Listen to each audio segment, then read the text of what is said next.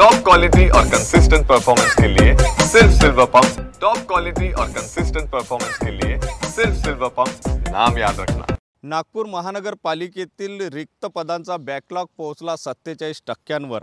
नागपूर महानगरपालिका ही महत्त्वाची महानगरपालिका आहे आणि तरी पण या ठिकाणी जो पद भरती आहे ती होताना दिसत नाही आहे। जवळपास 20 सेवानिवृत्त अधिकारी जे आहे ते महानगरपालिकेचा बोझा वाहताना दिसते आहे। त्यांच्या मानधनावर लाखो रुपये जे आहे ते खर्च होताना दिसते आहे। हे तर दुसरीकडे कंत्राटी पद्धतीने जे कर्मचारी घेतले जातात आहे त्यांच्या मानधनावर सुद्धा खर्च होतो आहे। मात्र गेल्या 2012 पासून महानगरपालिकेत पदभरती झाली नाही आहे, त्यामुळे हा अनुच्छेद जो आहे तो सतत वाढताना दिसते आहे। 47% म्हणजे जवळपास अर्धे अधिकारी जे आहेत ते सेवानिवृत्त किंवा कंत्राटी पद्धतीचे आहे, पदभरती होत नाही। अशामध्ये महानगरपालिकेचं कामकाज चालणार कसं? कंत्राटी किंवा सेवानिवृत्त अधिकाऱ्यांच्या भरोशावर महानगरपालिका चालते आहे का? अशा प्रकारचे वेगवेगळे प्रश्न या निमित्ताने उपस्थित होताना पाहायला मिळते।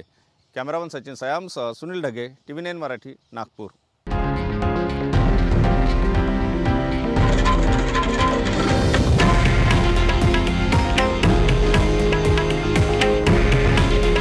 हे आहे देशातील नंबर 1 न्यूज नेटवर्क आणि आपण पाहत आहात TV9 मराठी। काळजी तुमची, हित महाराष्ट्राचं।